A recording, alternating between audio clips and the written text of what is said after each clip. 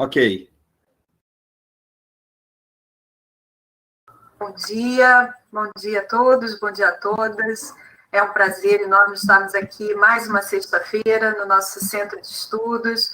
Lembrando que o nosso centro de estudos, atualmente, ele também é uma SIG de educação permanente, de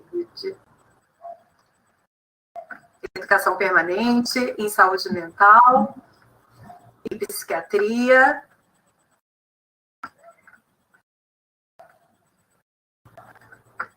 Hoje nós temos a presença ilustre do nosso coordenador, que eu tenho o prazer de coordenar o Centro de Estudos nesses últimos 2 anos, e o professor Alexandre Valença, além de coordenador do Centro de Estudos, ele é professor associado do Departamento de Psiquiatria e Saúde Mental da Universidade Federal Fluminense, ele é professor do Programa de Pós-Graduação em Psiquiatria e Saúde Mental da UFRJ, e ele é vice-coordenador do Departamento de Psiquiatria Forense da ABP. E é um prazer enorme ter Alexandre hoje falando sobre Covid-19 e transtornos neuropsiquiátricos.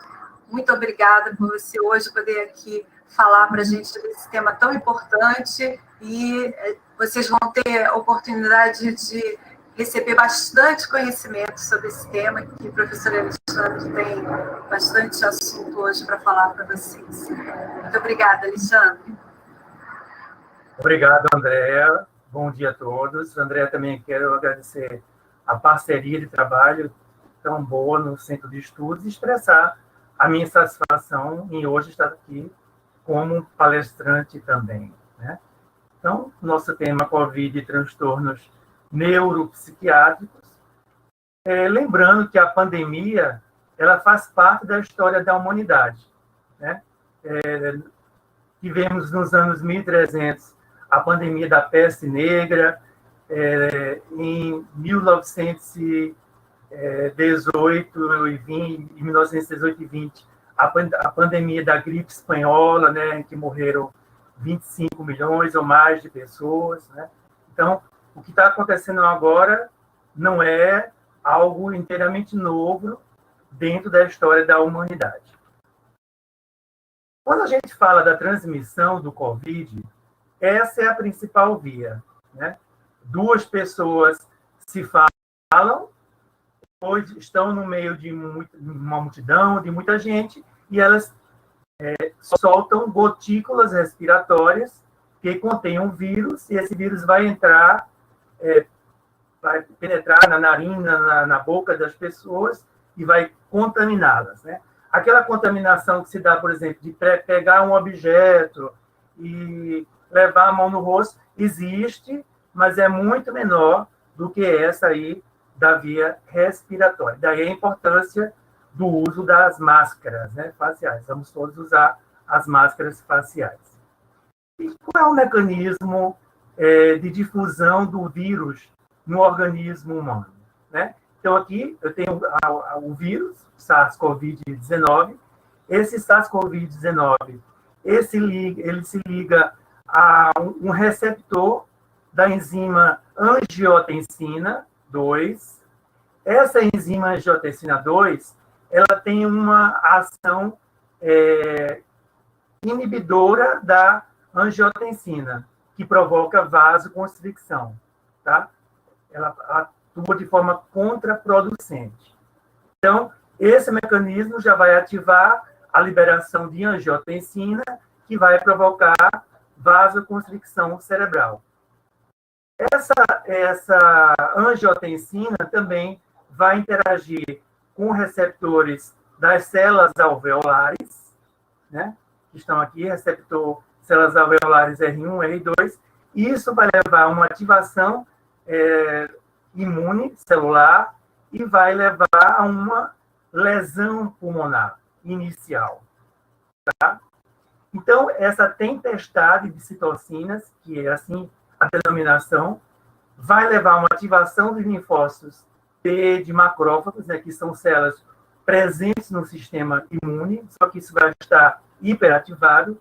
Vai haver liberação de outro componente, que é a interleucina 6, e com isso, aumento da permeabilidade permeabilidade vascular e ativação da cascata de coagulação e com a coagulação vascular disseminada, que é outro problema que acontece nas formas mais graves da COVID. Como é que é esse sistema de coagulação? Então, eu tenho aqui células mononucleares que vão atuar ativando a ativação plaquetária. Então, aqui eu tenho uma ativação da coagulação, formação de trombina e de fibrinogênio e fibrina, que é um mecanismo de, digamos, estancar sangue.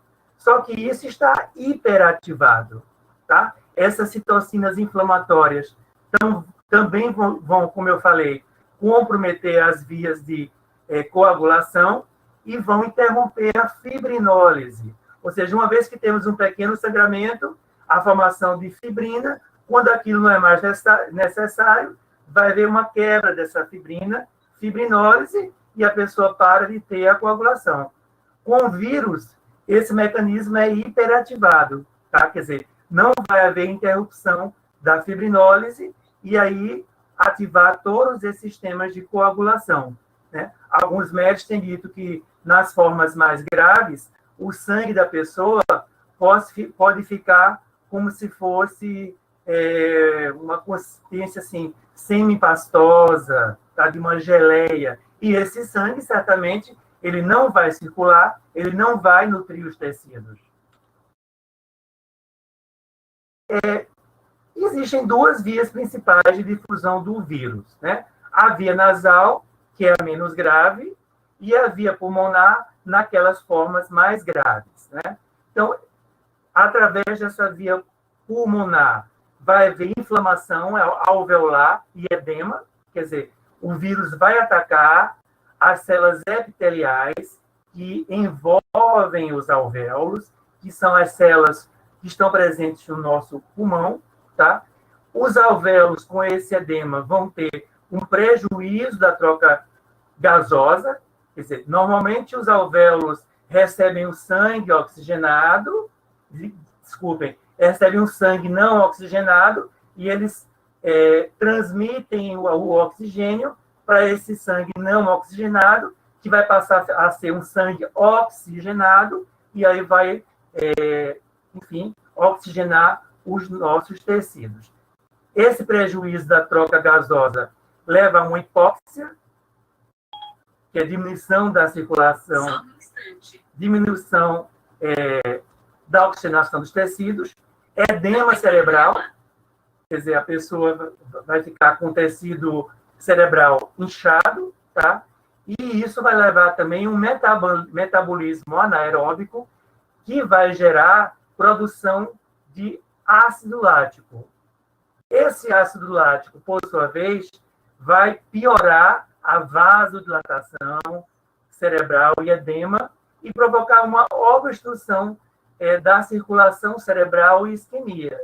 Então, veja como essa cascata de acontecimentos, né, vai levar a um prejuízo da função cerebral. E, a partir disso, a gente vai entender várias das complicações neurológicas da COVID-19.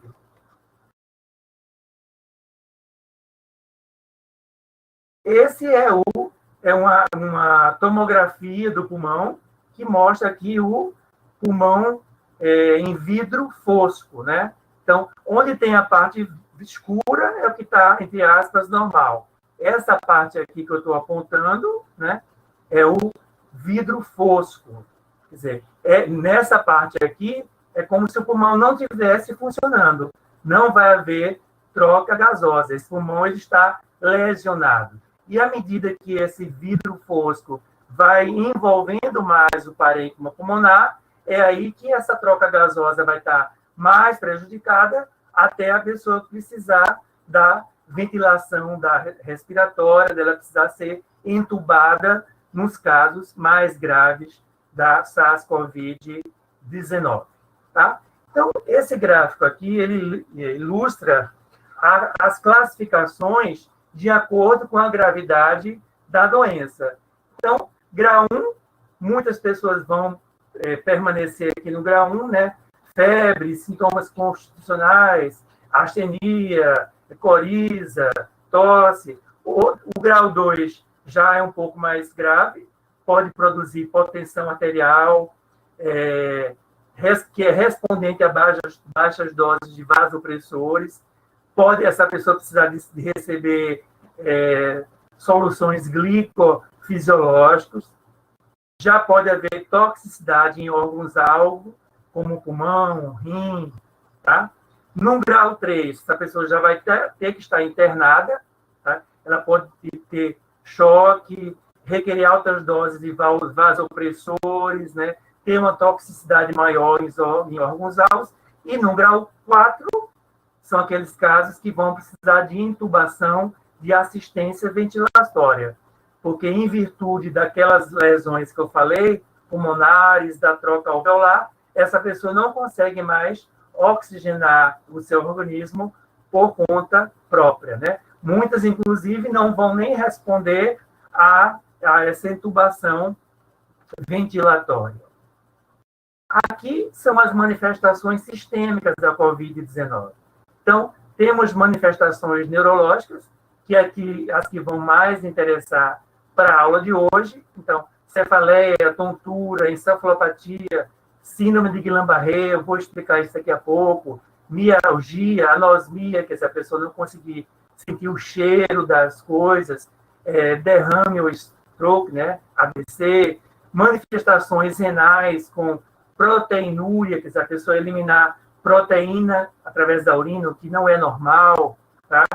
Acidose renal, hematúria, eliminar sangue através da urina, manifestações hepáticas com elevações das bilirrubinas, das enzimas hepáticas, manifestações gastrointestinais, diarreia, náusea, vômito, tromboembolismo, né? Quer dizer, tromboembolismo pulmonar, renal, já que aquele receptor da enzima conversora de angiotensina, ele vai estar também no epitélio dessas outras células, né?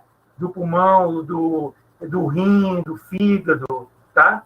Síndrome de Takotsubo, vou explicar o que é isso daqui a pouco, arritmias cardíacas, do ponto de vista endócrino, cetoacidose diabética, hiperglicemia, quer dizer, a glicose, essa pessoa aumenta muito, manifestações dermatológicas, como vesículas, tá? Petequias. Então, vejam que a COVID-19 é uma doença sistêmica, grave, né? Que, infelizmente, em 5% dos casos, ela é muito grave, em 15% dos casos, ela é moderada, um pouco grave, e, infelizmente, em 80% a 85% dos casos, é uma forma leve, né? Que vai precisar de assistência médica, mas essa pessoa não vai precisar ficar internada, por exemplo. Bom, então, eu falei que pode provocar a síndrome de Takotsubo, que tem esse nome por ter sido os japoneses os primeiros a descrever. A síndrome de Takotsubo não é inerente à COVID-19, ela pode acontecer em outras manifestações também. Mas o que a gente vai ter aqui é uma falência, uma deficiência da atividade do ventrículo esquerdo. Esse ventrículo esquerdo, ele injeta sangue para a aorta e esse sangue vai oxigenar todos os nossos tecidos. Então, vejam que aqui a síndrome de Takotsubo também é conhecida como síndrome do coração partido, né? Porque é como se tivesse um rompimento, entre aspas. Esse coração aqui está dilatado, né? O ventrículo esquerdo está dilatado, ele vai estar hipofuncionante, tá? Quais são os fatores de risco para a SARS-CoV? Primeiro, ter contato com a pessoa que é um caso confirmado, né? Você visitou um amigo que depois de 3 dias ele descobriu que está com SARS-CoV. Então, vá se testar. Você pode ter sido contaminado, né? Idade avançada, pessoas de 40 anos ou mais têm um risco maior, tá? Embora a gente sabe que pessoas jovens podem também ter formas graves, tá? Residência em unidades de cuidado de longa permanência, aquelas pessoas idosas e vive em abrigos, tá? O homem tem um risco maior, possivelmente por ele ter um aumento dos hormônios andrógenos e uma diminuição da resposta imunitária, nesse caso. Doenças como hipertensão, doença cerebrovascular, obesidade, diabetes. Quer dizer, na obesidade, diabetes, vai haver problemas de troca respiratória, o tabagismo também, doença respiratória crônica, né? A pessoa já tem uma doença pulmonar obstrutiva, um enfisema. Então, tudo isso vai agravar a manifestação do COVID. Neoplasias, essa pessoa está recebendo substâncias que inibem a resposta inibitória. Isso vai ficar mais evidente ainda se ela tem a SARS-CoV, né, que vai provocar também uma resposta imunitária baixa. Doença renal e hepática, pelos motivos que eu já citei, tá? O SARS-CoV, ele também tem um mecanismo de facilmente atravessar a barreira hematoencefálica. O que é a barreira hematoencefálica? A barreira hematoencefálica é como se fosse um filtro que protege o nosso tecido neuronal para que tudo que passa pelo sangue não atinja o nosso cérebro, tá? Então, a gente tem essa barreira hematoencefálica representada aqui pelas células endoteliais, pela micróglia, tá? A micróglia está aqui, os astrócitos, né? E tem aqui as células endoteliais, né? Da barreira do vaso. Mas o que é que o SARS-CoV faz? Ele tem uma afinidade por essas células aqui endoteliais e pelas células da glia, que também tem aqueles receptores da enzima conversora de angiotensina. Esse é o mecanismo. Ele vai se ligar a esses receptores e ele também vai provocar uma lesão dessas células da micróglia. E com isso ele vai atravessar, ele vai invadir a barreira hematoencefálica e vai aqui atingir o tecido nervoso, né, que está aqui ilustrado em verde. Então, esse é o mecanismo de como ele atinge o tecido neuronal, que é um tecido muito sensível, tá? Então, de forma geral, a gente pode resumir as manifestações sistêmicas, né? Quer dizer, uma infecção direta do sistema nervoso, né? Levando a uma quebra da barreira hematoencefálica ou um atingimento neuronal direto, né? Tudo isso levando a uma linfadenopatia, uma quebra da barreira hematoencefálica, desmielinização, quer dizer, os neurônios eles são cobertos por uma bainha de mielina que tem uma função de proteger, né? Isso levaria à infecção tóxica com encefalopatia, né? Alterações metabólicas tóxicas, a hipóxia devido à própria lesão neuronal, que levaria a um mecanismo anaeróbico, produzindo uma encefalite viral, quer dizer, uma inflamação do tecido nervoso, tá? Há um prejuízo da resposta imunitária, uma série de eventos inflamatórios, tá? Levando também a uma resposta inflamatória sistêmica e podendo produzir uma doença cerebrovascular, que seria uma isquemia cerebral, tá? Então, vejam como são complexas essas alterações, tá? Esse foi um artigo publicado pela Journal of Clinical Neuroscience, que dá um resumo disso que eu falei, né? Dessas manifestações neurológicas da COVID-19, que são todas essas aí, quer dizer, manifestações, né, neuronais sistêmicas, tontura, dor de cabeça, AVC, prejuízo da consciência, mielite, encefalopatia, encefalite e prejuízos a nível de sistema nervoso periférico, né?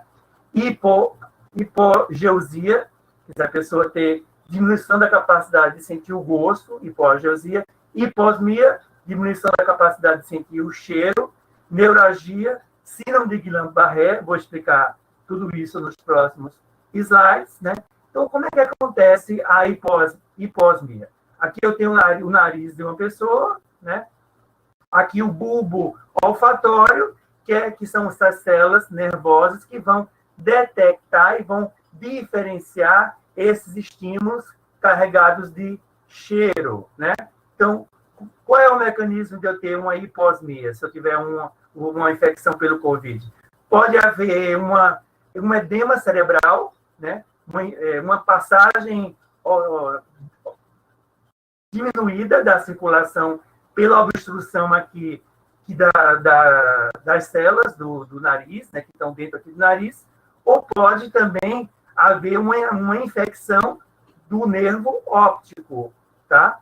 Que vai também levar a uma incapacidade desses receptores detectar os cheiros, ou, no primeiro caso, do ar que leva o cheiro, não chegar até esses receptores olfatórios, porque está havendo uma obstrução, um edema aqui, antes de chegar nas células olfatórias, ok?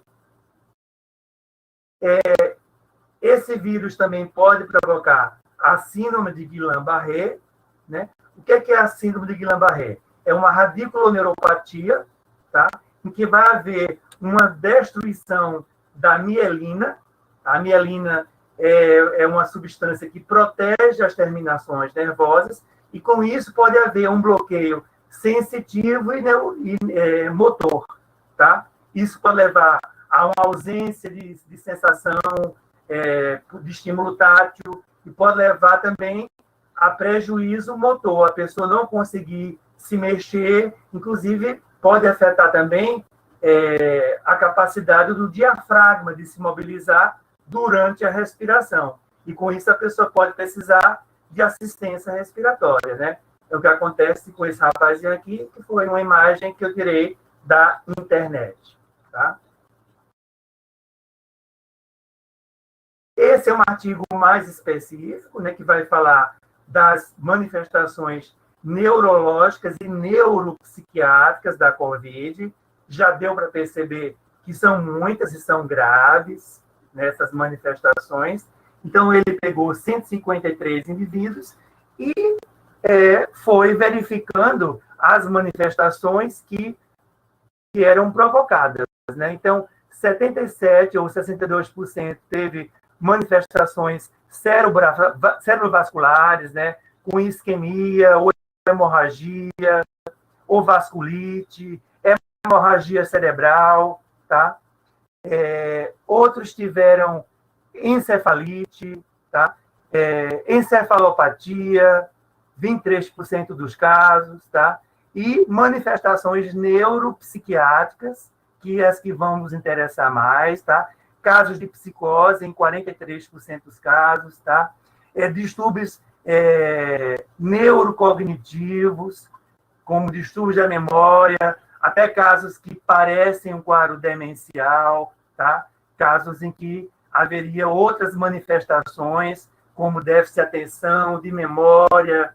Então, para vocês verem como é complexo, né? Como são complexas as manifestações da COVID-19, especialmente naqueles casos mais graves, tá? Uma coisa interessante da COVID-19 é que as manifestações neuropsiquiátricas, elas atingem todas as faixas etárias. Foi o que mostrou esse indivíduo, esse estudo aqui, desculpem, tá? Quer dizer, manifestações desde psicose, depressão, ansiedade, confusão mental, isso atinge todas as faixas etárias. Ao passo que as manifestações cerebrovasculares, vejam que aqui elas atingem mais as faixas etárias mais velhas, né? São aquelas, aqui é a idade da pessoa e as manifestações. Então, as manifestações cerebrovasculares atingem mais as classes etárias mais velhas. Já as neuropsiquiátricas, elas atingem todas as classes etárias, tá? Mostrando o porquê de mesmo pessoas jovens terem manifestações neuropsiquiátricas importantes. Aqui, o risco dessa pessoa ter um quadro de delírio, né? O que é um delírio? É um quadro de confusão mental, um rebaixamento de consciência, déficit de atenção, de orientação, a pessoa não sabe o que é que está acontecendo com ela, onde é que ela pode achar que o hospital é a casa dela, ou que o enfermeiro é o pai dela, por exemplo, tá? Então, essas manifestações relacionadas ao delírio, elas podem acontecer também devido a outros fatores, quer dizer, essa pessoa tem restrição de visitas, ela tem um menor estímulo psicossocial, tá? As próprias drogas utilizadas para conter a COVID, como doses altas de corticosteroides, podem também provocar esse quadro de confusão mental, tá? Essa pessoa também pode ter quadros de depressão e ansiedade, que muitas vezes não é manejada adequadamente por profissionais que são ótimos, maravilhosos, mas que não entendem tão bem os clínicos, né? Nem sempre eles entendem bem essa parte psiquiátrica, né? Daí a importância dos profissionais psiquiátricos estarem presentes também nessas situações de indivíduos que estão com manifestações neuropsiquiátricas graves, tá? Essa pessoa também pode ter uma interrupção da sua religiosidade pelo isolamento, tá?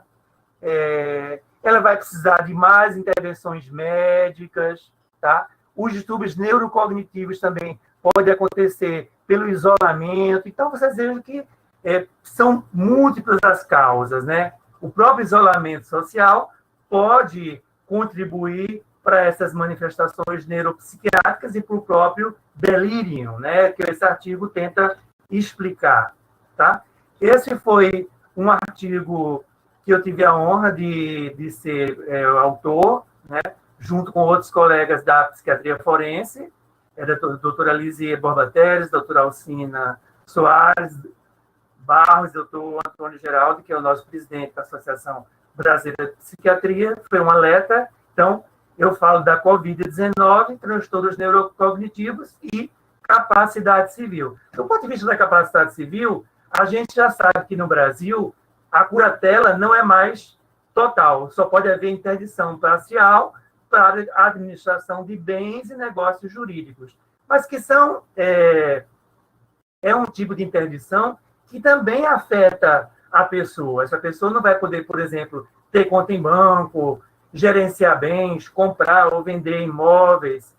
Então, nessa carta, eu tento dizer que é possível que haja muitas solicitações de interdição, né, de curatela, para essas situações de bens e negócios nesses indivíduos que têm manifestações neuropsiquiátricas. Mas, nesse artigo, o que nós tentamos discutir é que não é sabido ainda a gravidade exata, o potencial de reversibilidade, até de cura dessas manifestações. Então, devemos ser cautelosos em relação a esses pedidos de interdição. Devemos avaliar esses indivíduos detalhadamente, fazer avaliação neurológica, de neuroimagem, avaliação neuropsicológica, de modo a proceder adequadamente, né? E, claro, com todos os cuidados éticos nesses casos. O homem é um ser biopsicossocial, tá? Então, até agora, a gente viu que as manifestações neurológicas, elas são importantes, as manifestações físicas, clínicas, sem dúvida, mas elas não são as únicas, né? Essas manifestações clínicas, físicas, elas atuam no indivíduo que é um ser biopsicossocial, ou seja, que tem influências de componentes biológicos, psicológicos e sociais. O Covid-19, a gente pode dizer, até brincando, né, que bagunçou o nosso ano, né, esse Covid-19. A gente está trabalhando, muita gente trabalhando em casa, algumas pessoas até, infelizmente, perderam o trabalho, as escolas fechadas, aí as mães têm que ficar em casa tomando conta dos filhos, da lição, que agora a lição é virtual, né? As crianças não estão indo à escola, a gente não sabe como vai ser o Natal, provavelmente vai continuar como está, vamos ter encontros virtuais com nossos amigos e parentes, então isso bagunçou um pouco a nossa vida, né? Os aspectos psicológicos, sociais que todos nós temos normalmente, tá? Na verdade, esses aspectos, eles podem entrar tanto como fatores de proteção, como fatores de vulnerabilidade, né? Então, se eu tenho uma boa genética, eu tenho uma boa rede de apoio psicossocial, né? Apoio do meio social, isso vai representar uma proteção, mas eles também podem representar fatores de vulnerabilidade. Nesse momento, são os fatores psicológicos e sociais e até biológicos mesmo, já que o vírus ele atua biologicamente também, né? Então, eu estou diante de um estressor que pode vencer esses fatores de proteção e vai me colocar numa situação de vulnerabilidade para o desenvolvimento de qualquer transtorno. Aqui está ilustrando com o transtorno do humor, mas pode ser qualquer transtorno psiquiátrico.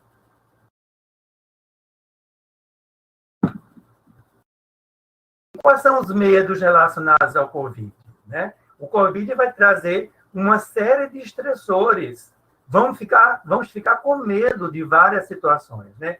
Medo de procurar serviços de saúde, porque a gente pode ser contaminado pelo vírus, né? Tem muita gente que vai estar doente, então eu estou com a dor abdominal, mas eu vou tentar me medicar para não ter que ir lá no posto de saúde, né? Medo de perder os meios de subsistência, de perder o emprego, de não poder trabalhar, de ser excluído, né, pela quarentena.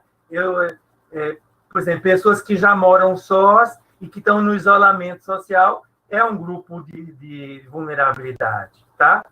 É medo de não conseguir proteger as pessoas que eu amo ou de perdê-las se elas tiverem uma forma grave, eu ser separado das doenças das pessoas que eu amo, não poder cuidar dos meus pais ou avós, porque eu posso transmitir, eu tenho que continuar trabalhando porque eu sou um profissional de saúde, tá? Sentimentos de desamparo, tédio, solidão pelo isolamento, né? Medo da própria morte. Então, são medos que são normais, né? Certamente, todos nós já tivemos vários desses tipos de medos, né? Que são compatíveis com a normalidade frente a uma situação estressora que está acontecendo atualmente. E tudo isso está criando uma situação de isolamento, né? É recomendável o distanciamento para que nós nos protegemos e também possamos proteger as outras pessoas, né? No caso de nos contaminarmos. Só que esse isolamento, ele é necessário, mas ele tem consequências também, né? Esse isolamento, ele está provocando um impacto na saúde mental de todos nós. Certamente todos nós já tivemos algum grau de sofrimento psíquico decorrente dessa situação de isolamento, né? Há um senso de perda de controle, né? Eu não posso planejar ir visitar um amigo, né? Ou ir para uma festa, uma balada. Eu até posso ir, mas eu sei que eu vou estar me arriscando, né? É o que está acontecendo agora, principalmente com os jovens, né? Com essas medidas de semi-liberação, eles vão para a balada, enchem os bares, eles estão se arriscando, então também arriscando se contaminar e contaminar as pessoas de sua convivência doméstica, né? Vários estudos detectando maiores scores de ansiedade e depressão. É sabido que quanto maior o tempo de isolamento, maior o impacto na saúde mental das pessoas, tá? Esse isolamento também leva a conflitos familiares, né? Temos ouvido aí, por exemplo, estudos na China mostrando maiores taxas de divórcio, separação de casais pela maior convivência doméstica, né? Quer dizer, mais atritos, mais confusões, né? Sem falar na violência doméstica, que eu vou falar daqui a pouco. E a importância de atenção a grupos de maior vulnerabilidade, né? São as pessoas que sofrem de violência doméstica, as crianças, os idosos, né? As pessoas que têm doenças clínicas, todos esses são grupos de vulnerabilidade.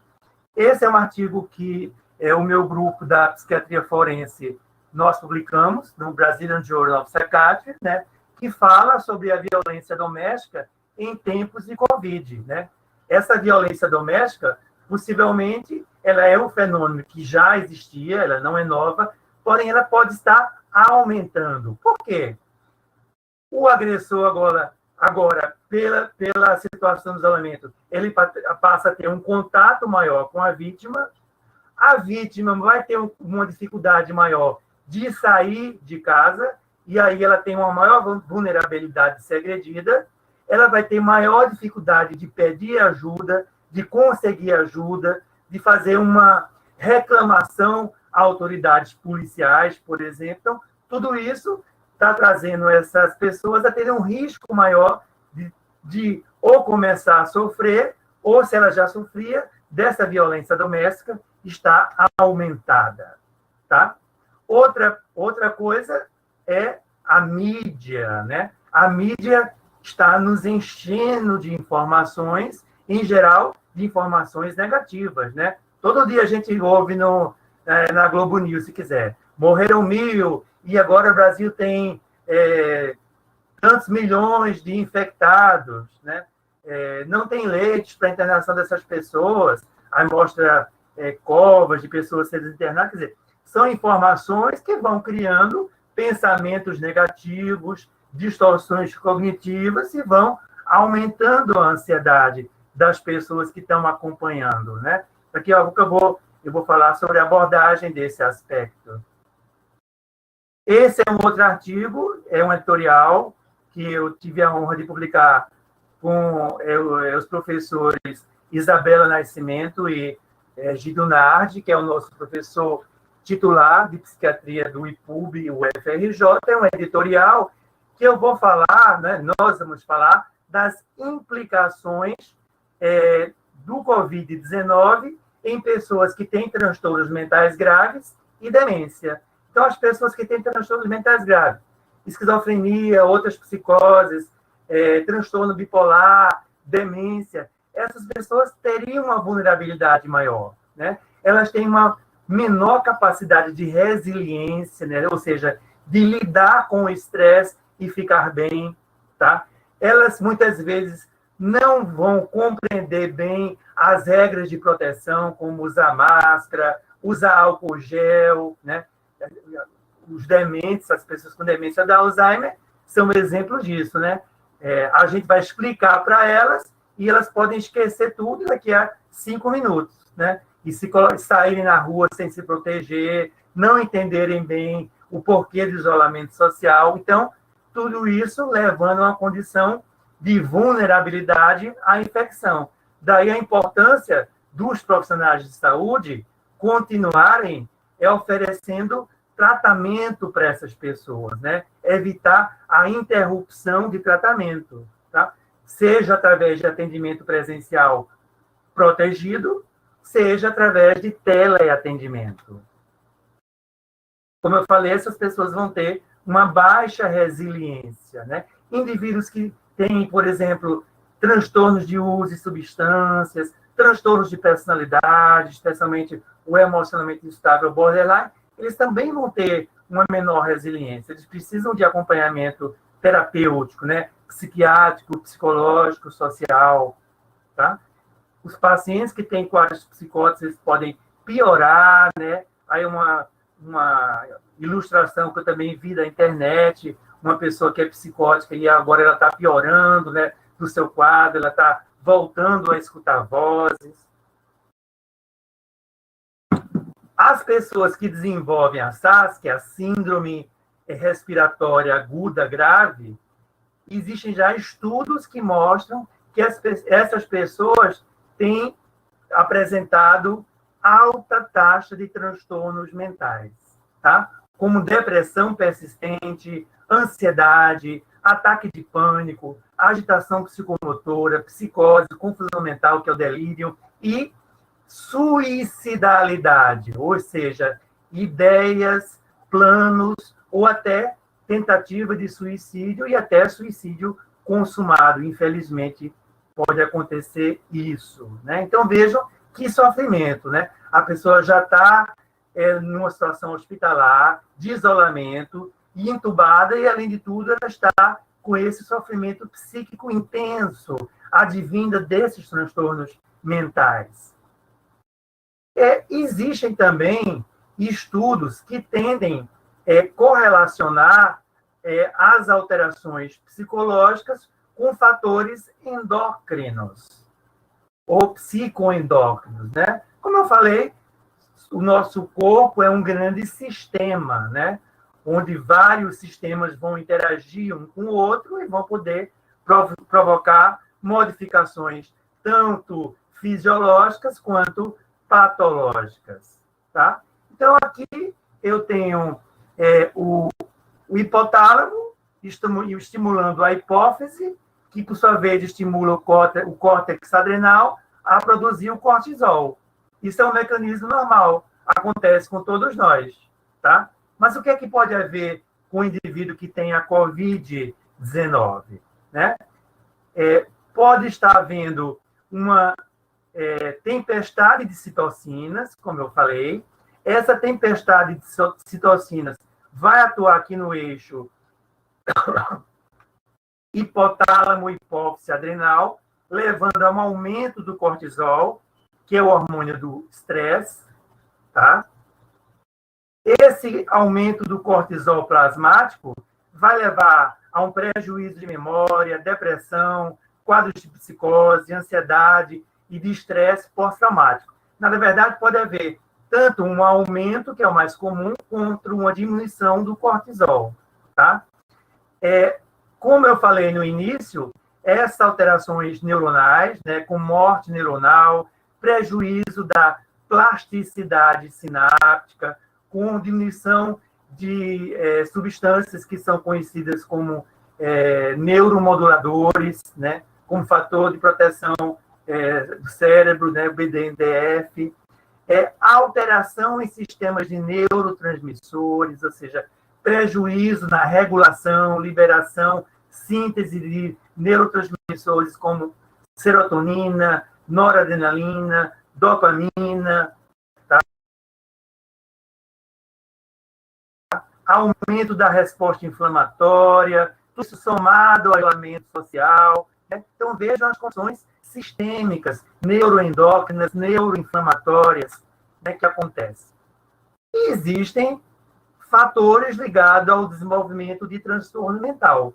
Quais são as pessoas que têm uma maior vulnerabilidade a desenvolver transtornos mentais? Existe essa subpopulação de pessoas? Sim. E qual a importância disso? É nós estarmos atentos, né, para oferecer medidas de suporte para essas pessoas. Então, trabalhar diretamente com os dados da saúde. Já existem inúmeros estudos que mostram que os trabalhadores de linha de frente, quer dizer, médico, enfermeiro, auxiliar, técnico de enfermagem, eles têm um risco maior de desenvolvimento de transtorno mental. Por quê? Eles estão lidando diretamente com aquela situação de estresse, né? Pessoas muito doentes, algumas vão morrer, e eles têm medo de infectar as pessoas familiares que ele ou ela amam. Então, tudo isso traz um estresse importante. Se essa pessoa tem histórico familiar de transtorno mental, ela também teria uma vulnerabilidade maior. Se ela tem pouco suporte social, ela já vive sozinha, né? Ela tem idade avançada, ela tem 70 anos ou mais. Essa pessoa está vivendo uma situação de isolamento social prolongado, né? Faz 5 meses que ela está isolada, ela faz compras pela internet, ela não abraçou mais ninguém desde então, ou ela está recebendo também altas doses de esteroides pelo tratamento da SARS-CoV. Estudos recentes mostram que essas pessoas que desenvolvem a forma grave, elas vão precisar receber altas doses de esteroides, né? Que são os corticosteroides, que podem ter, como a gente viu aqui, um aspecto negativo, né, no desenvolvimento dessas alterações neuroinflamatórias.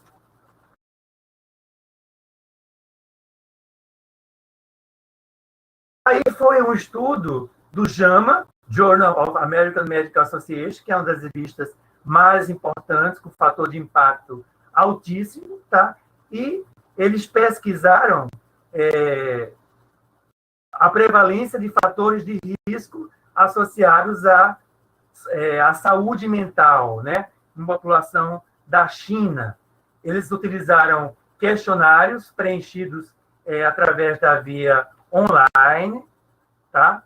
Foram pesquisados quase 57 mil participantes. Veja que é um estudo de grande magnitude, né? Houve mais ou menos uma distribuição igual de homens e mulheres, tá? Pessoas de 18 a 39 anos representou quase 70% da amostra, 93% vivendo em áreas urbanas, tá? A maioria com nível superior, nível médio ou superior, né? Cursando o ensino médio ou superior. E qual foi o achado desse estudo? Esse estudo encontrou que havia uma alta taxa de depressão, ansiedade, insônia e estresse. Essas 4 variáveis, tá? Em relação à depressão, 28,2% da amostra, né, apresentou depressão, tá? Isso é uma taxa muito alta, tá? Comparando com homens com mulheres, os homens tiveram uma prevalência maior, 25,7%, tá? Desculpe, as mulheres tiveram uma prevalência menor, 25,7%, os homens uma prevalência maior, 30%, o que foge aos estudos epidemiológicos tradicionais, onde a mulher tem 2 vezes mais depressão que o homem, tá? Um dos motivos é esse aqui. A mulher, ela no dia a dia dela, mesmo sem ter histórico de Covid no pedaço, ela tem que dar conta de múltiplos papéis. Ela tem que fazer o mercado, ficar bonita, cuidar da vaidade, né? Cuidar do bebê, fazer a comida, fazer esporte para ficar bonita para o marido, né? Receber os galanteios dele. Então, além de ela ser uma profissional, que trabalha o dia todo, chega em casa, vai fazer a lição do filho. Então, tudo isso leva a um estresse maior. Isso levaria a uma situação de maior vulnerabilidade à depressão. Nesse estudo aqui, curiosamente, foi detectada uma maior taxa de depressão entre os homens. A hipótese para explicar isso é que os homens eles desenvolveriam com maior incidência a COVID e as suas profissões os colocariam numa situação de maior exposição, tá? Então, houve taxas maiores, principalmente de depressão, tá? Em relação à ansiedade, 31,6% nos homens, 33% nas mulheres. Não houve taxas significativas de diferença entre os sexos. Insônia também foi semelhante, tá? Estresse agudo também, olha só, 29,2%, desculpa, agora é insônia, né? 29,2% nos homens, tá? E 31% nas mulheres. Estresse agudo, a mesma coisa, tá? 24,4% nos homens, 26,5% não houve diferença estatisticamente significativa. Então, o que esse estudo viu que tanto os homens como as mulheres tinham estresse, ansiedade, insônia e depressão, mas que os homens tinham mais depressão do que as mulheres. Esse é um estudo que verificou a prevalência de transtornos ou de sintomas, né, de transtornos em cerca de 1.000 profissionais de 34 estados, né, da China, 34 províncias da China, melhor dizendo, tá? Foi uma amostra de 1.257 indivíduos com idade jovem, entre 26 a 40 anos. As mulheres, eles respondiam o questionário online. As mulheres representaram a maior parte, tem 77%. A maioria, 61% eram enfermeiros e 39% médicos, tá? Então, aí foi a prevalência de sintomas. Então, depressão, 50%, ansiedade, 44,6%, insônia, 34%, estresse, 71%. Então, vejam a alta prevalência de sintomas de ansiedade, depressão e estresse nesses profissionais, que representam uma linha de frente, né? Que a gente viu que são profissionais que teriam uma maior vulnerabilidade de desenvolver transtornos mentais pela própria profissão que estão exercendo, né? E quais seriam os fatores associados ao estresse nesses profissionais, né? Então, sentimentos de vulnerabilidade e perda de controle. A pessoa se sente vulnerável, né? Ela tá lidando plantões, 3 a 4 plantões por semana, plantões pesados, em que ela vê pessoas muito graves, presencia pessoas entubadas, algumas que vieram a morrer. Ela vai ter uma preocupação com a própria saúde, preocupação em infectar outras pessoas da família. A gente tem visto que, por exemplo, em hospitais, principalmente em São Paulo, Rio, têm sido oferecidos até hotéis para esses profissionais, ao invés de voltarem para casa, quando sai do plantão, eles vão para hotéis. E sai do hotel para o plantão. Justamente porque eles têm receio de contaminar os seus familiares, né? Tem alguns locais que tem até um local, né, para esses médicos ficarem em repouso dentro do hospital, mas fora do plantão. Então, a pessoa ficaria, na prática, 24 horas por dia dentro de um ambiente hospitalar. Mesmo quando ela está no plantão, ela está no setor de descanso, né, que fica específico para receber essas pessoas. Mudanças no esquema de trabalho, quer dizer, a pessoa dá plantões e plantões puxados, que ela não para trabalhar um minuto, ela está o tempo inteiro sendo demandada, o próprio isolamento social. Hoje eu li uma reportagem na UOL de um caso muito triste, em que um médico da Argentina, que vivia numa província que não era Buenos Aires, né? Ele foi apedrejado porque não salvou uma vítima. E ele descreveu que lá não tinha, por exemplo, capacidade de oferecer oxigênio a todos os pacientes.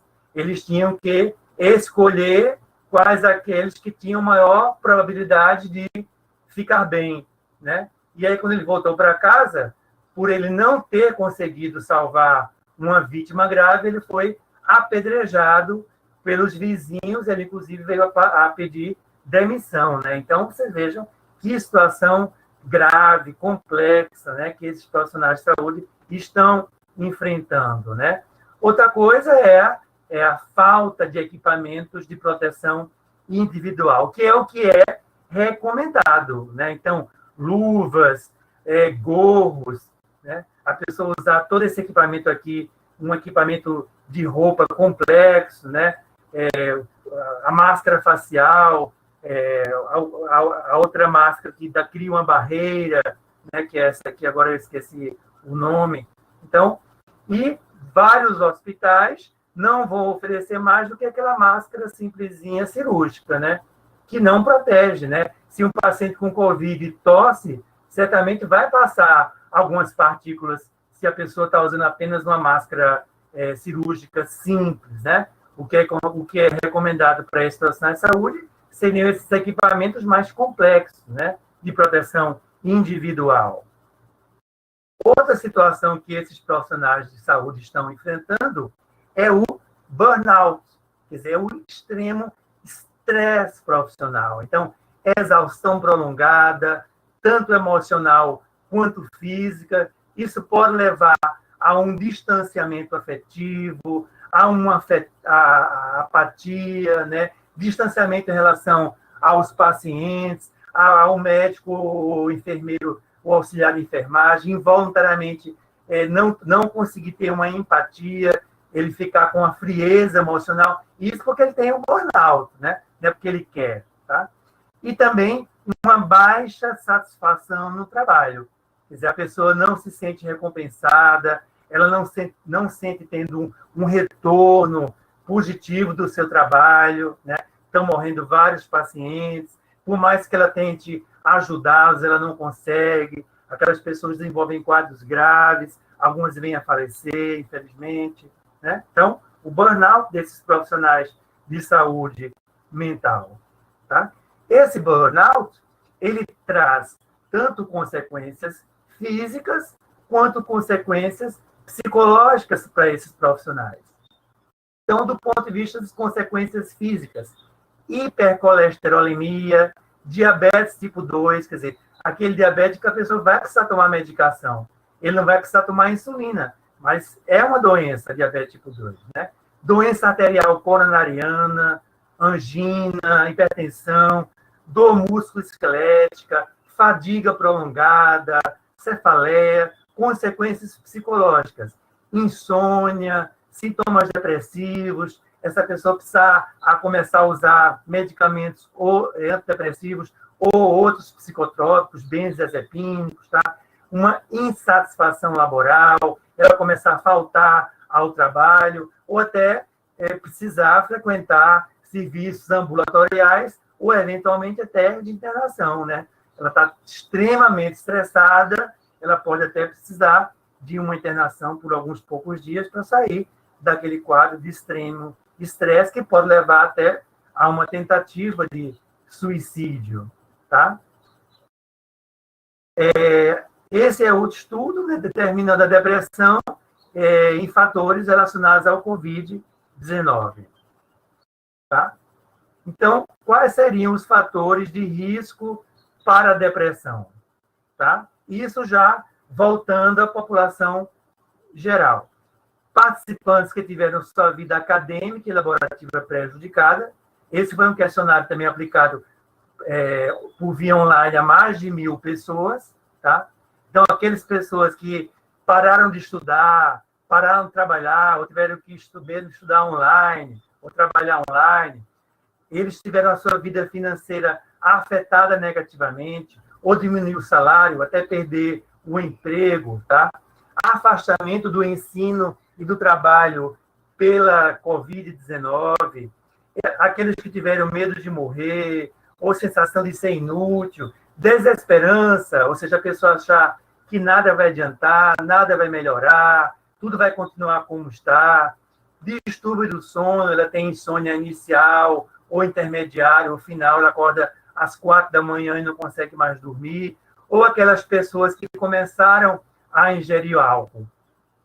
Já existem vários estudos mostrando que houve um consumo maior do álcool na população devido à pandemia do Covid, tá? O álcool, ele pode servir inicialmente como uma tentativa da pessoa, entre aspas, diminuir a sua ansiedade, né? No momento inicial, o álcool, ele pode ajudar a diminuir a ansiedade, ajudar entre aspas, né?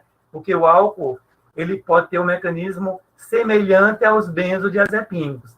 Porém, com o decorrer do consumo, ele vai ter um efeito contrário, né? Ele vai atuar em sistemas glutamatérgicos e aí ele vai aumentar a ansiedade, tá? E se essa pessoa começa a desenvolver um uso nocivo ou dependência, ela vai ingerir mais álcool para aliviar os sintomas de abstinência. Então, nesse caso, ela já é portadora de uma síndrome de dependência do álcool, tá?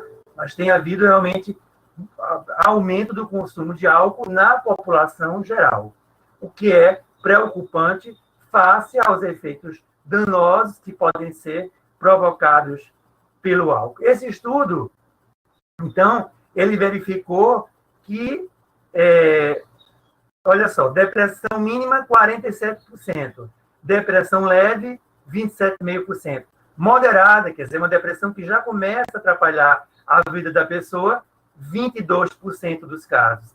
E depressão severa, a depressão grave, 5%, né? Se a gente somar leve, depressão e grave, isso dá já em torno de 50%, tá? Então, vejam como foi, como esse estudo apontou taxas importantes de depressão na população geral. Muitas dessas pessoas não chegaram nem a procurar profissionais de saúde mental.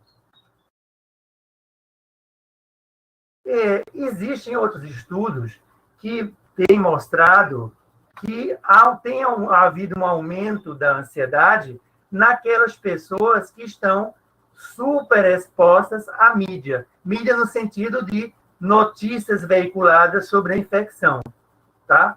Então, por exemplo, eu já tive a oportunidade de acompanhar pacientes meus que começaram a me dizer: eu estou muito nervoso, porque eu fico acompanhando o Globo News, então, hoje morreram 1.200, ontem foi 1.100. Então, eu começo a dizer para essas pessoas: olha, ou você não veja, ou você veja só uma vez ao dia, só para acompanhar, ou procure um site de confiança, né? Não fique tendo essa exposição contínua. Porque essa exposição contínua, como eu falei algum momento atrás, ela gera pensamentos negativos, distorções cognitivas, que vão aumentar ansiedade, depressão, especialmente para aquelas pessoas que têm uma menor capacidade de resiliência, que já apresentam um transtorno mental, né? Entre os transtornos de ansiedade, nós podemos observar fobia específica. Aquela pessoa passaria a ter muito medo, um medo patológico, né, de adoecer, mesmo permanecendo isolada, ela ficaria com muito medo, teria um extremo isolamento, né, evitar qualquer situação. Ela não quer nem abrir a porta, nem para receber compras, por exemplo. A pessoa que vai entregar a compra para ela tem que ter uma olhada nas compras todas de álcool antes dela abrir a porta e sair de perto, né? Um extremo medo, uma fobia do Covid, tá? Transtorno de ansiedade generalizada, aquela pessoa que já é uma pessoa tensa, preocupada, ela está sempre preocupada com pensamentos do tipo: será que eu vou ter isso? E se eu tiver, como é que vai ser? E se eu perder meu emprego?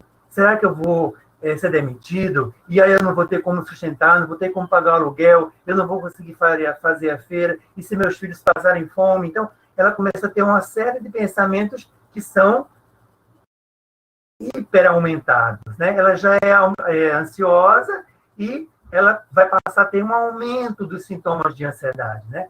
Aqui o rapaz, a esposa dormindo e ele aqui com os pensamentos, né?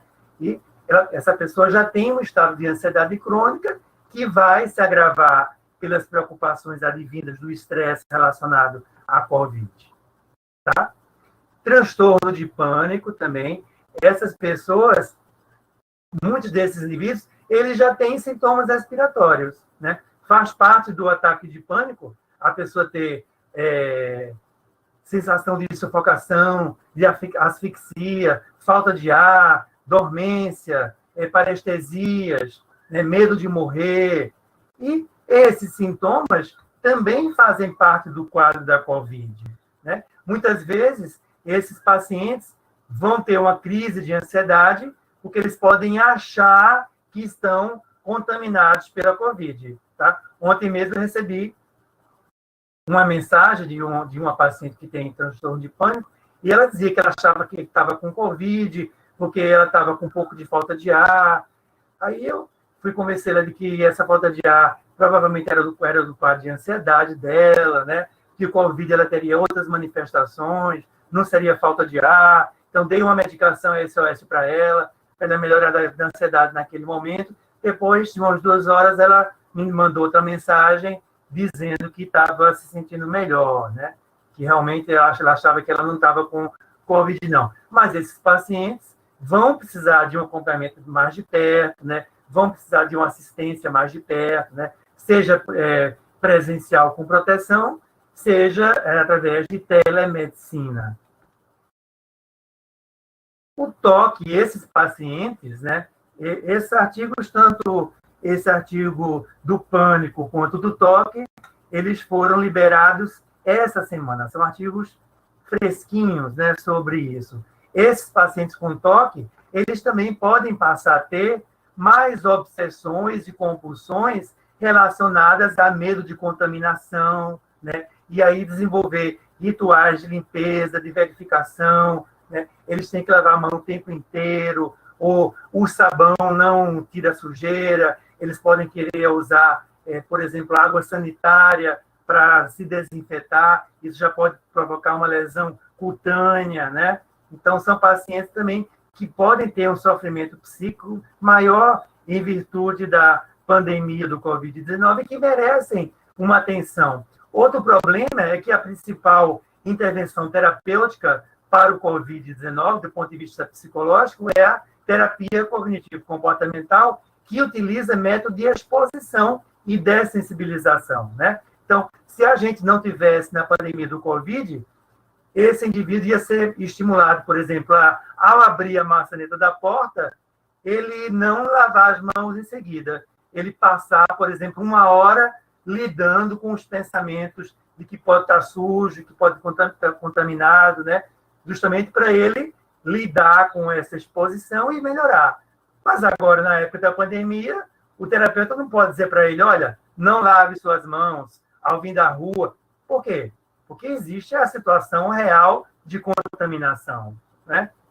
Então, vão existir limitações para a aplicação dessa técnica, que é uma das mais importantes, né? A terapia de exposição e dessensibilização no tratamento psicológico do transtorno obsessivo compulsivo, né? Então, vejam que são coisas...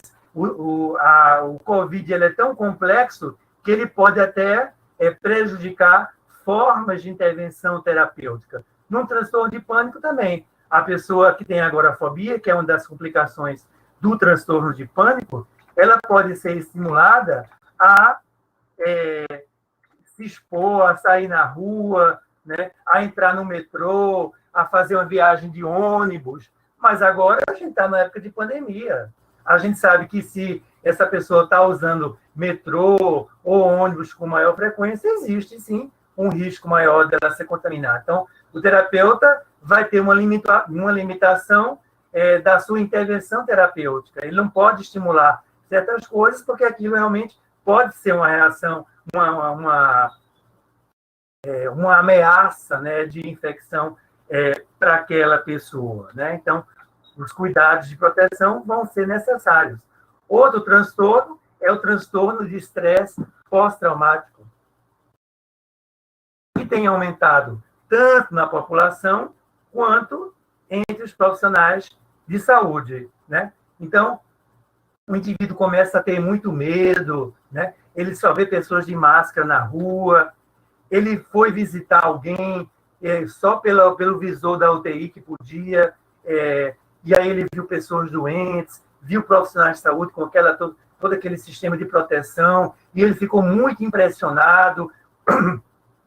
Ou ele soube que um amigo dele está grave, ou um parente morreu, e ele começa a pensar muito nisso, ele pode desenvolver um TEPT, né? O profissional de saúde também, por estar lidando com essa situação, ver pessoas morrerem, né? Eles podem desenvolver um quadro de TEPT, né? Ele está aí o tempo inteiro em contato com essas pessoas graves, né? O enfermeiro, o médico, o técnico de enfermagem, tá? E o Manual Diagnóstico e Estatístico dos Transtornos Mentais trouxe uma modificação dos critérios para o evento traumático. Esses critérios, eles tornaram mais ampla o evento traumático. Então, o evento traumático pode acontecer de várias formas. Vivenciar diretamente uma situação traumática, ou testemunhar pessoalmente, tá? Ou saber que o evento ocorreu em familiar. Então, veja, alguém que soube que um familiar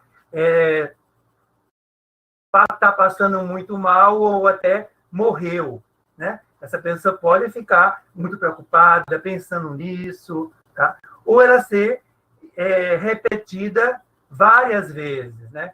Ele é um técnico, ou é um profissional, outro profissional de saúde, e está lá todo dia dando plantão. Então, ele está sendo exposto a esses estímulos aversivos, né, traumáticos, o medo de apresentar o COVID, tá? Então, ele pode começar a sonhar com essa situação, ou ficar com muito medo, né, ter pesadelos, e ele não conseguir mais ficar perto dessa situação, né? Ter sintomas de hipervigilância, hiperatividade autonômica, como taquicardia, sudorese, irritabilidade, ou ao contrário, ele ficar anestesiado, indiferente a vários estímulos, né? Que é a anestesia que pode acontecer no TET. Outra coisa, que já estamos próximos de acabar essa exposição, é o Covid-19 e o comportamento suicida que tem sido observado, né? Então, alguns estudos, esse também é um estudo de 2020, fala do impacto da Covid nas taxas de suicídio, né? O Covid está trazendo um aumento das taxas de suicídio devido a tudo isso aqui que o artigo ilustra, né? A incerteza, o isolamento social, os problemas econômicos, né? Levando a transtornos mentais, baixa resiliência, aqueles indivíduos que convivem em áreas com alta prevalência da pandemia, ou a pessoas que têm familiares que tiveram ou têm a doença, eles podem ter exacerbação de um transtorno pré-existente, ou podem desenvolver transtornos depressivos, transtornos de ansiedade, transtornos relacionados ao álcool, ou outros transtornos mentais, que, por sua vez, pode levar a uma ideação suicida, a um plano suicida, ou uma tentativa de suicídio, ou até, infelizmente, ao próprio suicídio, né? A pessoa tirou a vida intencionalmente, tá? Por estar tão desesperada, não suportar essa situação permanente, né? Sem haver perspectiva de melhora ou mudança até o presente momento, a não ser que a vacina que deve vir aí, tomara pelo primeiro semestre do ano que vem, tá? Então, taxas aumentadas do Covid, né? E o que é que esse autor recomenda? Ele recomenda várias facetas de atuação. Então, tratar os transtornos mentais, tá? Oferecer mais atendimento por profissionais de saúde, tá? Oferecer ajuda financeira à população com vulnerabilidade, né? O governo aqui no Brasil tem oferecido aquela ajuda de R$ 600, né, que ajudou a melhorar o estresse de muitas pessoas. Tomara que essa ajuda continue, né, já que o estresse financeiro ele é uma fonte importante de estresse, né? Evitar ou tratar o consumo de álcool, tá? Outras intervenções sociais, diminuir o acesso à mídia, né? Fazer orientação para a mídia, não só mostrar, por exemplo, os resultados de morte, mas também mostrar pessoas que tiveram e que ficaram bem, né? Que responderam. A gente sabe que 80% a 85% das pessoas não vão, quer dizer, vão ter, quando tiverem, uma forma leve do Covid, né? E a mídia dá muito mais ênfase às formas graves da doença, né? Que resultam em internação, intubação, necessidade de intubação em UTI, ou até morte, né? Então, talvez, programas de orientação, né, psicopedagógica à mídia. As recomendações. Então, manter interações sociais, através de telefone, redes sociais, manter as rotinas. É importante que essas pessoas, e isso nós devemos orientar enquanto profissionais de saúde mental, mantenham as suas rotinas, né? O mais próximo do normal possível, realizem atividade física, mesmo em casa, ou saindo para caminhadas usando máscara, com proteção ao ar livre, levar o álcool gel, né? Manter o contato com as pessoas queridas, inclusive com comunicação através de mídias sociais. Como eu falei, tenha em mente que a maioria das pessoas vão desenvolver apenas formas leves quando desenvolverem e evitarem a exposição excessiva à mídia, né? É o que eu sempre falo para meus clientes. Para com essa história de ficar vendo o tempo inteiro, né? Vai ver filme, vai fazer atividades, nada de ficar acompanhando a Globo News o tempo inteiro. Isso não vai te fazer bem. E aí a brincadeira, né? Poxa, tá todo mundo pegando um ranço desse Covid, né? esse Covid está muito chato, ele não quer ir embora, né? Não dá para controlar. Não dá para controlar a Covid-19, a crise econômica, o futuro, o que já passou, a opinião de outra pessoa, mas você pode controlar a sua rotina, os seus autocuidados, as suas atitudes positivas, né? Evitar gatilhos, evitar coisas que te dão estresse, isso para todos nós, né? E as conclusões: apoio e atenção psicossocial às pessoas, famílias afetadas, a importância da continuidade de ajuda do governo pelas pessoas de vulnerabilidade social, a organização dos serviços de saúde mental para manter o atendimento, né?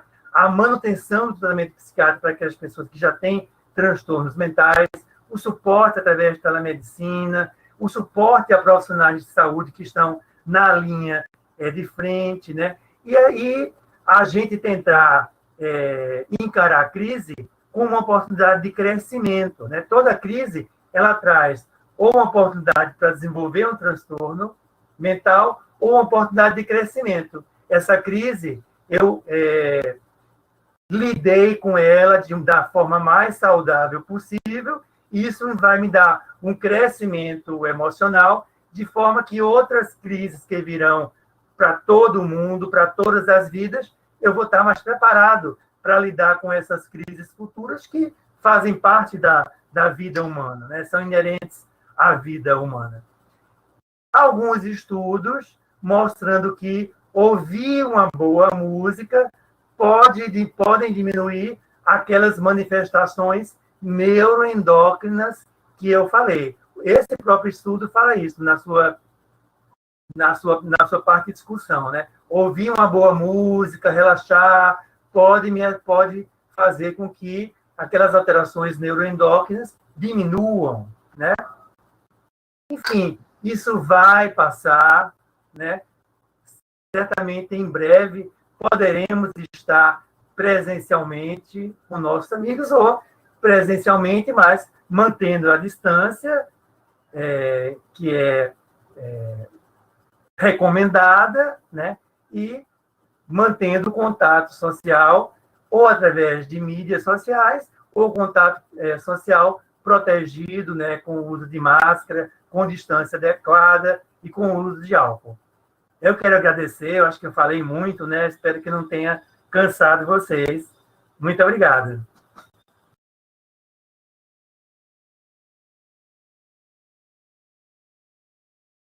Muito obrigada, professora Alexandre Valença. Sem dúvida nenhuma, foi uma manhã de muito aprendizado, uma revisão vasta da literatura, com artigos de revistas de altíssimo impacto, extremamente recentes. Então, vários alunos já aqui, já fazendo seus comentários do quanto você contribuiu aqui para o nosso conhecimento nesse dia de hoje, para esse tema que é tão importante, né? Nós estamos chegando a 5 milhões de casos aqui no Brasil, nós vamos chegar a 5 milhões de casos no Brasil, e a gente precisa pensar o que a gente vai fazer depois, né? A famosa quarta onda, que eu acho que essa quarta onda ela não existe, porque é uma onda que ela nunca deixou de existir, ela só está crescendo cada vez mais, mas é um problema na nossa sociedade, a saúde mental, e a gente tem, então, essa consequência, e ainda mais pensando dessa forma holística, como você apresentou, né? Biopsicossocial. Então, a gente tem aí uma tempestade de citocinas que vai gerar um impacto enorme na saúde física e mental. E se a gente pensa principalmente nos transtornos neuropsiquiátricos, a gente tem uma série de questões que a gente ainda não sabe. E aí pensar o quanto que isso vai impactar em declínio cognitivo, o quanto que isso vai impactar nas alterações de transtornos de ansiedade, de depressão, de tudo que você apresentou. E aí, se a gente pensar que mesmo os casos leves, porque nós temos muitos casos leves que estão sendo associados já a declínio cognitivo e depressão e ansiedade, então isso vai gerar um impacto enorme na nossa sociedade. E, mais uma vez, eu fico me perguntando, e aí, antes de passar as perguntas dos nossos ouvintes e dos nossos alunos, eu te faço essa pergunta, Alexandre, porque o que a gente mais vê dentro da academia é que a ciência, ela produz conhecimento, ela produz evidência, a gente tem uma série de evidências já mostrando, desde as questões relacionadas aos fatores de risco, a questão da intervenção, a questão de como fazer o tratamento, mas o que disso, desse conhecimento da ciência, a gente está conseguindo fazer a ponte já para as estratégias de saúde pública? Então, o que já está sendo proposto de saúde mental dentro das estratégias da saúde mental? Então, o que já tem na literatura que já pode ser utilizado e quais são essas estratégias de... Eu até falei um pouco disso, né? Das estratégias para a população em geral, atividade física, exercícios, evitar a exposição à mídia, né?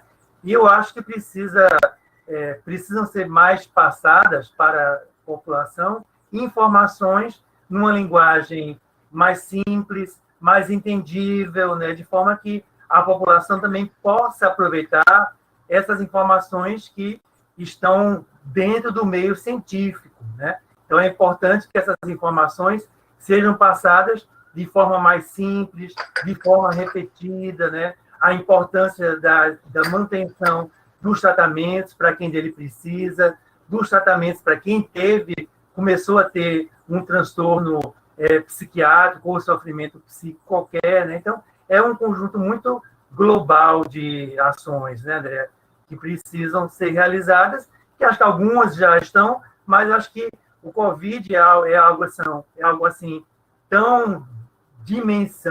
tem uma dimensão tão intensa que eu acho que o que é feito ainda não está sendo suficiente, né? Tomara que essa vacina chegue logo e chegue para todos nós, né? Não apenas para grupos específicos, como os profissionais de saúde. Chegue para toda a população e que a gente possa voltar, enfim, a circular, encontrar os nossos amigos, né? E recuperar a nossa boa saúde emocional e psicológica. Que os políticos procurem os pesquisadores e os cientistas e universidades, né, para compartilhar esse conhecimento. Temos uma pergunta, então, da Ana Paula Ribeiro. Como se houver as limitações impostas por leis e regulamentos em função do risco de infecção pela Covid-19? Por exemplo, proibição de visitas familiares em hospitais, proibição em contato com o corpo de familiar falecido por Covid, dentre outras. Na sua opinião, o próprio indivíduo poderia decidir se quer ou não se submeter ao risco de contaminação nessas situações? Obrigado, mas olha só, absolutamente não. Por quê? Porque se fosse assim, o indivíduo poderia ir na UTI, visitar um familiar que está contaminado, e ele levaria o vírus para outras pessoas, né? Então, não haveria isso não seria adequado. A própria pessoa decidir, né? Já que a minha liberdade de ação termina onde começa o direito do outro, né? Então, o direito do outro é não ser contaminado. Então, não ter contato direto com pessoas que estão infectadas deve, sim, ser mantida essa proibição, justamente para proteger a todos nós, né, da infecção pelo Covid. Então, isso não é opinião pessoal, é uma opinião do meio científico que já tem um vasto respaldo científico, né? Inclusive, o uso de máscaras nada mais é do que por esse motivo. Porque se duas pessoas usam máscaras, se elas conversam entre si, a passagem de partículas, né, daquelas partículas que soltam na respiração, vai diminuir ou não vai passar, tá? Então, é importante que essas medidas continuem, sim.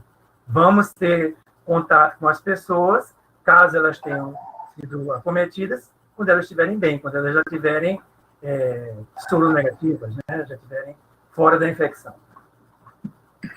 O Hélio Neto, ele pergunta: professor, obrigado pela aula. O senhor falou sobre o efeito negativo da exposição midiática às mortes e notícias ruins. mas não haveria também um efeito de habituação pela superexposição? Quando o número de casos de mortes por dia na Itália alcançou 500 por dia, houve uma grande comoção mundial, editoriais e grande cobertura jornalística. Mas o Brasil passou de 3 meses com um número de mortos acima de 1.000, e não só não houve comoção, como há progressivo abandono do isolamento social. Alguns trabalhos da epidemia da gripe aviária mostraram casos de TEPT relacionados tanto ao trabalho clínico quanto à quarentena da Coreia do Sul.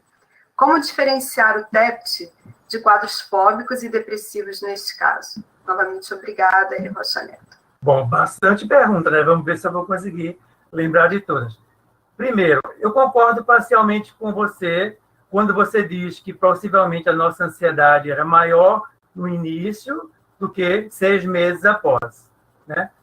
O nosso cérebro começa a processar isso, né? Lançamos mão de mecanismos de defesa que fazem com que fiquemos menos ansiosos, né, do que talvez no início, tá? Mas a gente não pode deixar de pensar que existem grupos de pessoas, especialmente aquelas que têm transtornos mentais, que elas têm uma menor capacidade de resiliência, ou seja, de lançar mão desses mecanismos psicológicos adaptativos, e que elas vão, sim, continuar ansiosas.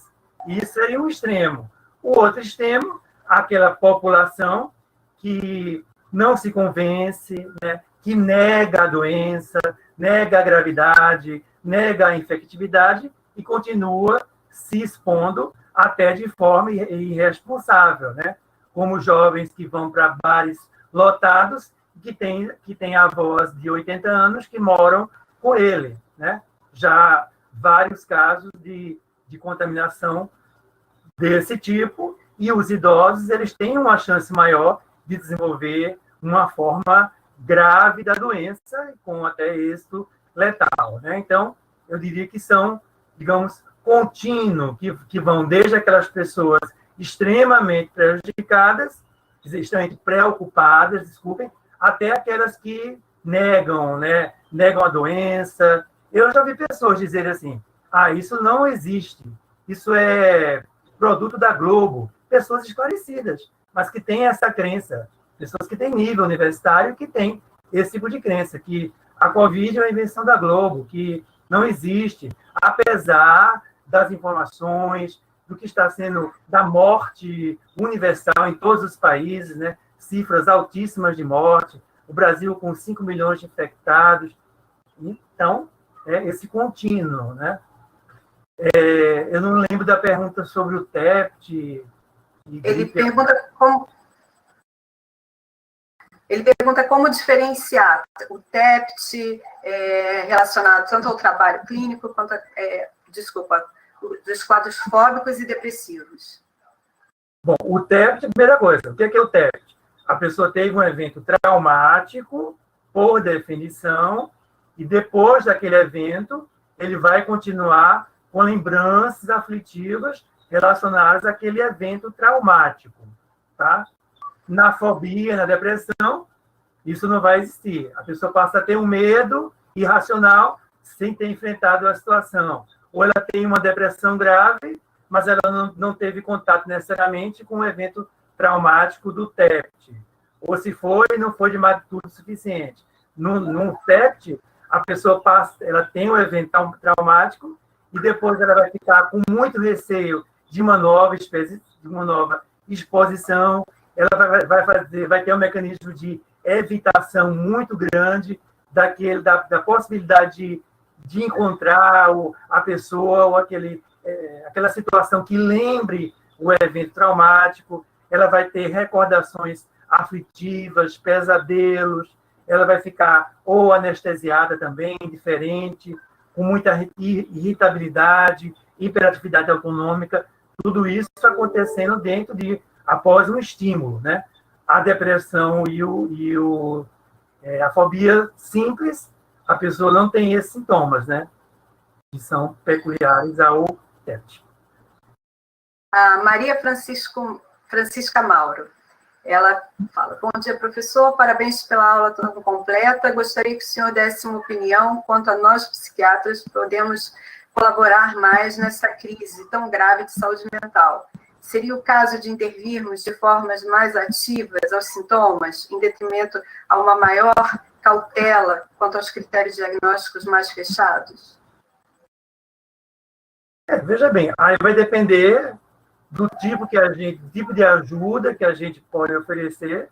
Se a gente está dando uma palestra de orientação, por exemplo, essa palestra que eu dei aqui, eu acho que pode ter ajudado a muitos profissionais que estão estudando, ouvindo as informações, é um tipo de ajuda, né? Ou a gente pode fazer um atendimento direto ao indivíduo, desde que seja feito com proteção, ou eu posso fazer outras palestras na mídia, ou eu posso fazer teleatendimento, né? Acho que todas essas formas de ajuda são válidas, né? Existem casos que vão precisar de uma intervenção direta, né? Seja pela gravidade, seja pelo sofrimento que estão causando aquele indivíduo, que vão precisar de uma intervenção psiquiátrica, psicológica, né? Eles já têm um transtorno mental, estão sofrendo com aquilo, precisam de um apoio de um profissional, né? Psiquiatra, psicólogo, assistente social, enfermagem, todos os profissionais são bem-vindos e são importantes, né?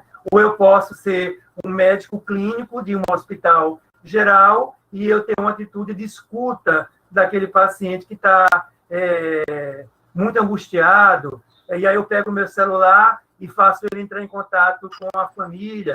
Eu tive uma atitude terapêutica também de acolhimento, né? Então, acho que o profissional, seja profissional de saúde ou não, ele pode ajudar das formas mais amplas possíveis, né?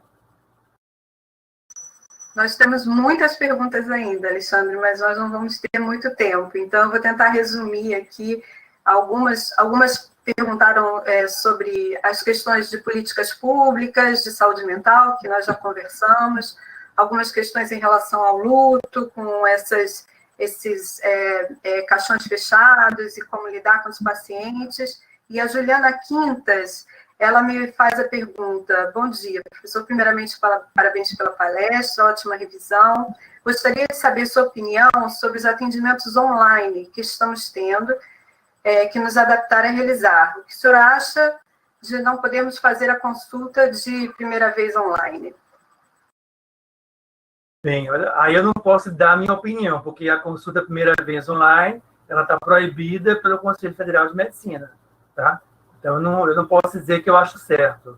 É o que o Conselho Federal de Medicina diz, pensa, e como médico eu tenho que seguir isso, tá?